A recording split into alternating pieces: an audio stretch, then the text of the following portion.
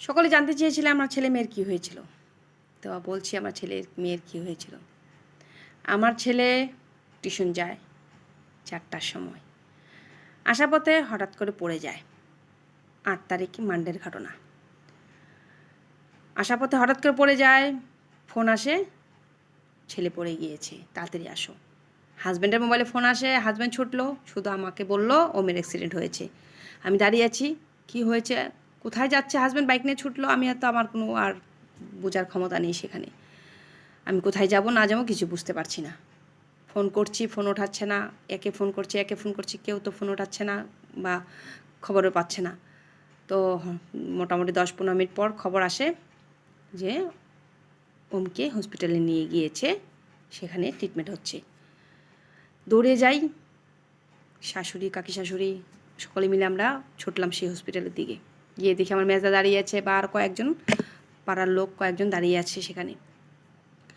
তো দেখি গিয়ে এখানটায় কেটেছে, সেলাই হচ্ছে, হাত টাত কেটে গিয়েছে, রক্ত একাকার শরীরে। তো জানেনই রক্ত দেখলে, কাটাকাটি দেখলে কতটা ভয় লাগে। তো যাই হোক সান্ত্বনা দিলেও যে না কিছু হয়নি, ঠিক হয়ে যাবে, এতটা কিছু হয়নি যতটা মানে ভগবান কৃপা করেছে আর কি। তো যাই হোক আজকে যদি চোখে লেগে যেত তো ঠাকুরের কৃপায় তো ছেলেকে নিয়ে আসলাম ঘরে। তারপরে দিন আমার মেজদা নিয়ে যায় এক ডক্টরের কাছে, সেখানে থেকে ডক্টর দেখে বললো যে রিক্সের ব্যাপার নেই, একটা সিটি স্ক্যান যদি করানো যায় করেই নিতে পারেন, কারণ সিটি স্ক্যানটা করলে ভয় থাকে না। তো যাই হোক করাবো।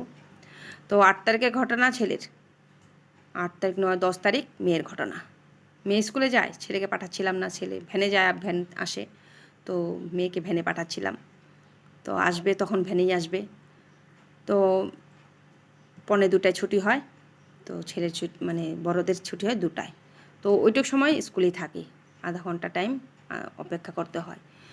ভ্যানে উঠবে যে টাইমটার মধ্যে, ওই টাইমটার মধ্যে হয়তো ব্যাগটা পিঠে নিয়েছে, আসবে, সেই সময় জুতার বেল্টটা খুলে যায়, সেই বেল্টের মধ্যে পা লেগে নিজেই পড়ে যায়। যাই হোক কীভাবে পড়েছে না পড়েছে এগুলো খবর পাইনি। ঘরে এসে মোটামুটি ঘরে আসে 2:45, 3টা বেজে যায়। তার মানে প্রত্যেক বাচ্চাকে নামাতে নামাতে সে আসে। সে ততটুকু অনেকটা ব্যথা সহ্য করেছে, ভাবি এখন সে অনেকটা ব্যথা সহ্য করেছে। একটা ভুল হয়েছিল স্কুল থেকে বলবো না, কারণ আমি স্কুলের টিচারদেরকে যথেষ্ট সম্মান করি, স্কুলের টিচাররা যথেষ্ট ভালো। একটা ভুল হয়েছিল সেখানে স্টাফ জল টল দিয়ে আমার মেয়েকে পাঠিয়ে দিয়েছে ভ্যানে উঠিয়ে, সেখানে টিচাররা কেউ জানতে পারেনি, টিচাররা কেউ জানাইনি টিচারদের। তো যাই হোক স্কুল থেকে একটা ফোন আসলে হয়তো আমরা তৎক্ষণাৎ চলে যেতাম, হয়তো খবরটা জানতাম। তো প্রত্যেক বাচ্চাকে নামাতে নামাতে প্রায় 3টা বেজে যায় বা 2:45 বেজে যায়। তো ভাবতে পারেন আধা ঘন্টার ব্যাপার, আধা ঘন্টা মেয়েটা এই কষ্ট সহ্য করেছে। তো ঘরে এসে শুধু এইটুকু বলেছে মা পড়ে গিয়েছি, আমি জল টল বরফ টরফ ঘষেছি।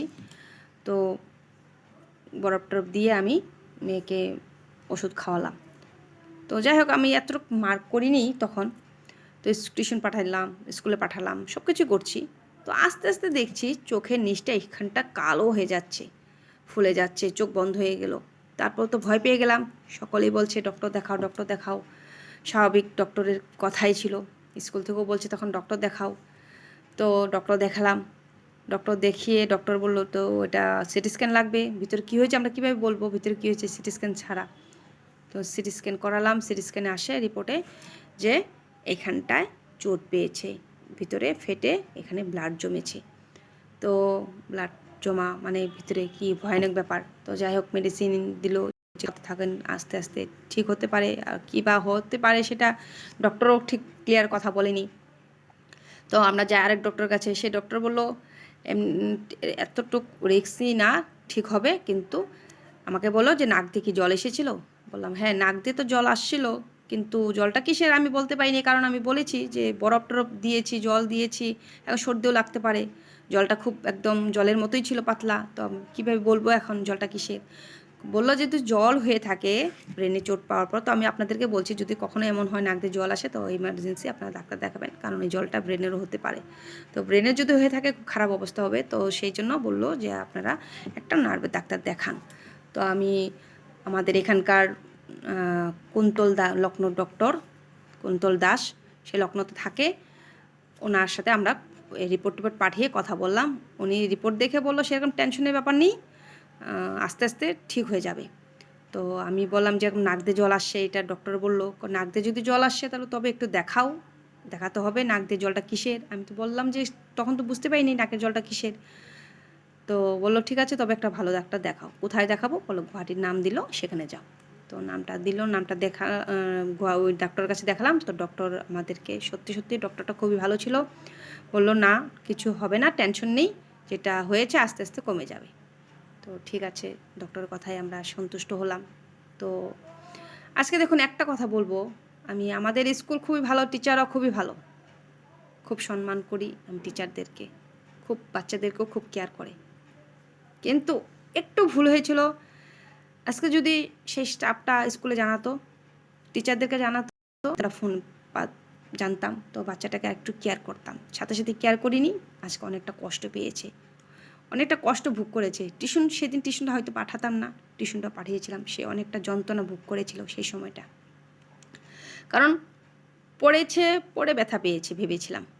আস্তে আস্তে এখন জানতে পারি মেয়ের মুখে যে টেবিলের কোণাটা লেগে গিয়েছিল। তো টেবিলের কোণাটা লেগে যাওয়া মানে অনেকটা ভয়ানক ব্যাপার থাকে। টেবিলের কোণা, চোট পাওয়া, চোখে অন্ধকার দেখেছিল সেই সময়টা।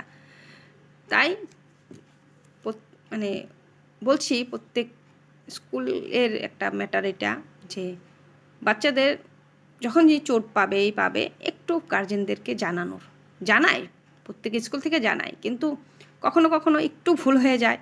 এই একটু ভুলটাই বলছি, সেইটা যেন না থাকে, কারণ মানুষে ভালোটা দেখে কম, দোষটাই কিন্তু খুঁজে বেশি। সেই জন্য বলছি, আমার তরফ থেকে আমি চাইনি কখনো বলার জন্য, তবু বলছি ভালো দিক স্কুলের হাজার থাকলেও একটা দোষ কিন্তু পেয়ে গেলেই সকলেই সেই দোষটার পিছনেই স্কুলের প্রতি হামলা করে। তাই বলছি প্রত্যেক স্কুল থেকে ছোট্টখাটো যেটাই হোক স্কুল থেকে জানাবেন, জানালে গার্জেনরা জানতে পারে, সাথে সাথে কেয়ার নিতে পারে। তো আমি কথাটা যদি ঠিক বলে থাকি একটু জানাবেন আমাকে। ধন্যবাদ।